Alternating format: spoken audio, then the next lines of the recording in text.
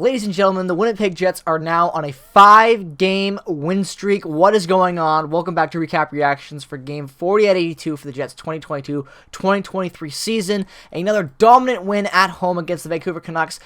And let's be real, even though this was dominant on the score sheet because it was 7-goal lead that ended up winning this game, 7-4 is the final, it was a sloppy game at times, and David Rittich was not good tonight. The Vancouver Canucks goaltending was not good tonight, and at times, the defense wasn't that great either. But at that same time, the offense definitely showed up, and they bailed out their teams. It was a fun one in that regard. So, this game is, before we jump into this game, what we should really talk about is an injury update. We got one today. Menelainen is very close to returning, and could be within the coming week.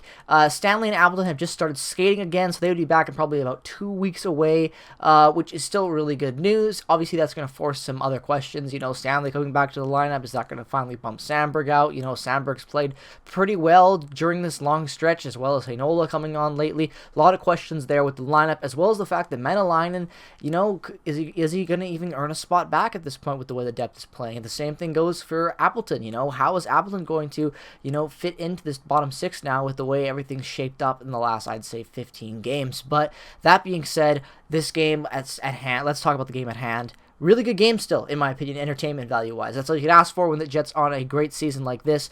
Standings update as well. After this game, we are 26-13-1, 53 points in the Central Division, 1 point back with 1 game in hand on Dallas, who has 54 points. Their record is 24-11-6. So we're really, really close to Dallas. We're right back in that race. There was a point we're at tonight. We were still number 1 in the Central before Dallas came back and took that spot. But we're right in this race again, and like I've been saying this whole time, the fact the Jets have been able to maintain a top 3 spot in the Central with all these injuries just showed how good they were in the early parts of this year and just how good the depth has been at stepping up and help carrying this team.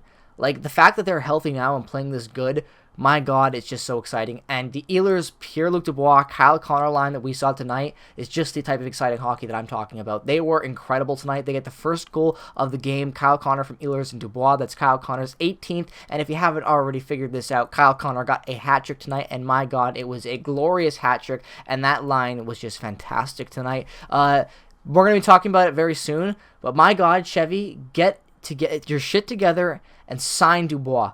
I can just tell from this year and the win streak, the coaching change, the culture change that's affected the Winnipeg Jets entirely as an organization. Like, you can just look at example for Josh Morrissey in the room the other day when he was announcing his all-star footage. People on social media that have been following this team for over a decade said that was the first time we've ever actually seen footage of that room before. That's the type of stuff that we're seeing now from this franchise. They're sharing the behind-the-scenes stuff because it's actually a good room that's worth sharing. It's building character within the team, and it's showing the fan base that this is a completely new, exciting team to be watching. And it's working. It's working for me as one of the most cynical fans there was last year. But, this game just had so many good qualities in it. This team's got so many good qualities right now. And even though this game was rough from the standpoint as, 7 goals were scored in the Jets side, but 4 as well by the Canucks. High-scoring games are always fun, but that doesn't mean it's great examples of personal hockey, of the best hockey a team can play.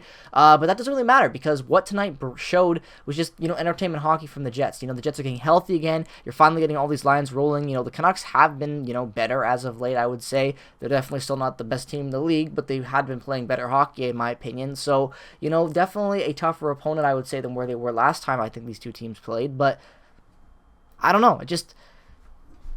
There's something about this game tonight, even though it was sloppy, even though, a lot of goals scored, and they had a big lead in the first. Let's not be like they had a 2-0 lead, and then the Canucks stormed back and tied up in that first period. 4 goals scored in that first period. The second period had a lot of goals scored in it. Just high-scoring games. It was a fun game.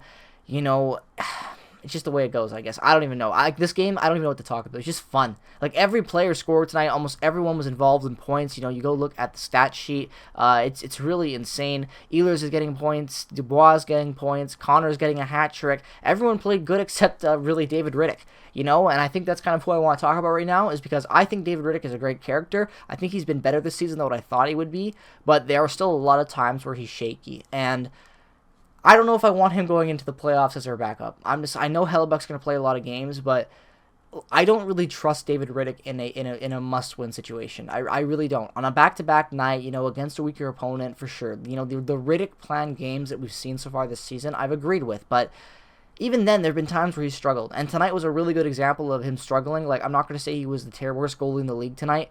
The team definitely in front of him wasn't the best either, but he was not good tonight, and that worries me a little bit. So maybe they look at figuring out the backup goalie spot. They look on the open market. Maybe they, I know Laurent Brossoit is available. Maybe they take a shot down that well again, see if they can revive him again, give him an opportunity. He'd be in league minimum as well, so you're not really going to be taking on more cap. I don't know. I'm just saying that I just got this iffy feeling right now about David Riddick. I feel like he's been great, as a character, but in the long run, if we really need him to play a few stretch of games, I don't trust him, and that worries me a bit. And again, I feel like where my fears were last year going into the season was that Eric Comrie wasn't going to be enough for this team, and I was completely wrong. He was fantastic, and I really wanted him back as the backup this year. And then we get stuck with David Riddick, and I was like, okay, you know what? I don't really trust that, but we'll see what happens. And now it feels like my fears from last season are coming to light this season. So this is a prime example of the games that David Riddick could have lost tonight. And if the Jets had lost a game like this, it would have absolutely sucked, because these type of games, when you're in a point race like you are right now in early January, it's very important. Like, you need to be, I think the Jets need to have a grip of the first and essential spot by the time the All-Star game happens. Like, I want them to have a few point lead on it at that point. Like, the Jets need to really take off right now that they're healthy. This is the best opportunity to really grab the Central Division and run off with it. I think that they could easily do that this year with how healthy that they're getting right now and how good and effective the hockey is. Like, everything about tonight was insane. Like, you saw Dylan DeMello get a short-handed goal. Like, everything about the Jets that you want to see do well and then exceed upon, you're seeing.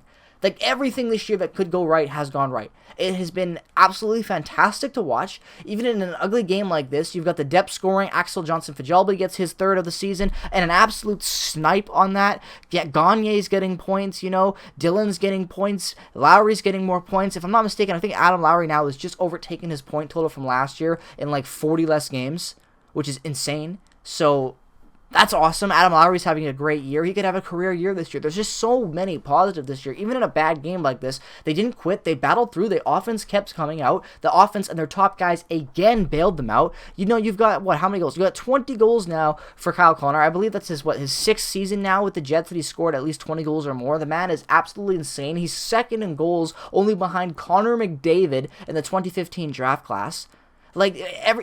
This season has just been fantastic, and this is just another game in this year where almost halfway through this year, where we've just seen games like this constantly, where the Jets just dominate. They just play good offensive hockey, and they win games. And look how unhealthy they have been before now, and now they're healthy, playing games like this, and they're putting up 7 goals. How can you complain with entertainment value?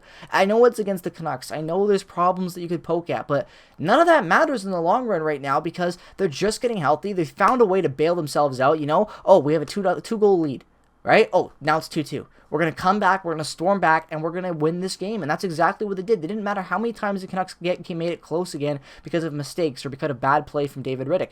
The Jets battled back and won, and that's all that you could ask for in a game like this. I am super excited with it, happy. A 5-game win streak is great, especially like a week and a half ago, if I'm not mistaken. We were just on, a 3-game losing streak? First 3-game losing streak? No, 4 games, if I'm not mistaken. It might have been 4. Either way, 3 or 4 game losing streak we were on. That's the longest losing streak of the season at that point. It was not a good time. We were talking about trades. We were talking about panicking because of injuries. And then all of a sudden, everybody came back. Jets are right back in this race now, fighting Dallas for the number 1 spot in the Central. And Kyle Connor's scoring hat tricks. What else can you want? This was a great game from that standpoint. Definitely concerning for David Riddick going into the future. We're going to have to watch how he plays. That's really all you can ask for. The Jets' next game is going to be an important one. It's against the Red Wings on Tuesday. Again, that's a game that you got to win. Andrew Kopp, I don't even know if he's injured right now. I have not been following Andrew Kopp for a while, but hey, that'll be Andrew Kopp's first time playing the Jets for the Red Wings. That'll be an interesting one. And then Buffalo after, you're going to have to win that one. They have an interesting stretches of games coming up, guys. Listen to these matchups. You got the Red Wings, then the Sabres, the Penguins, the Coyotes, then the Canadiens, and the Maple Leafs. A lot of those games are very, very winnable for the Jets.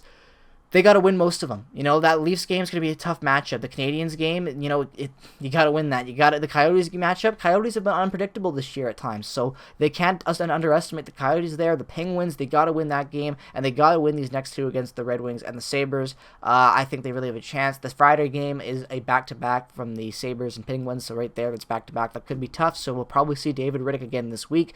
I would imagine that probably if the Jets were doing things smart, they would give David Riddick Buffalo and then keep Hellebuyck for Pittsburgh. I think that would be the safest bet, but also Tage Thompson is Tage Thompson, so I don't know. I'm not the coach. We're going to have to wait and see, but we're probably going to see David Riddick again this week, so it'll be a good opportunity to see him again to see if he's going to play a better game from this one.